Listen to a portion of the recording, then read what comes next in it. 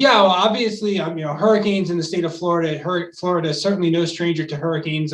Hurricanes hit Florida on average you get one about every other year in the state of Florida. And obviously, some of these have been extremely impactful. Obviously, we had Hurricane Michael back in 2018, a Category 5 hurricane with devastating impacts up in the Florida Panhandle. Obviously, back to 2017 with Hurricane Irma, also tremendous impacts with that storm. And obviously, if you go back through the record books, obviously, there's been a lot of other big storms too, like 1992 with Hurricane Andrew. And then if we go back from an insured perspective, if we go back to the Great Miami Hurricane of 1926, that hurricane caused about $80 million in damage at the time that it made landfall. But back in 1926, the Miami-Dade County had only about 100,000 people.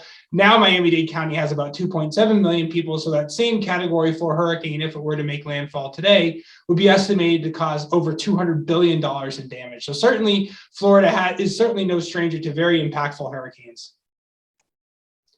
Yeah, so when we're talking about hurricanes and the potential for insured losses and how those trends are changing with time, we are seeing large increasing trends in the damage caused by hurricanes. And to date, most of that increase in damage is simply due to increases in exposure along the coastline. That is, more people, more stuff in harm's way than was there, say, 50 to 100 years ago. Certainly the state of Florida, the population has really skyrocketed, and really since the 1960s and 70s, when air conditioning became a lot more affordable. So, when we're looking at future potential trends in damage from hurricanes, we will likely see those damages continue to increase simply due to continued growth in population along the coastline.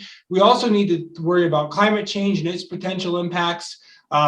We know sea levels are rising, and with that increase in sea level, we're likely to see more inundation, more increase in the water level associated with the storm surge. As that storm surge comes on shore, if the background sea level is higher, that water is going to penetrate farther inland.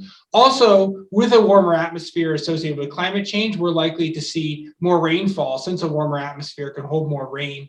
And we know that flooding can be a huge driver of the damage. For example, with Hurricane Ida in 2021, of the $75 billion in damage that storm is estimated to cause, about $15 billion of it was actually from inland flooding in the mid-Atlantic states. So these storms certainly cause damage from a wind, from storm surge, but also from flooding, from heavy rainfall.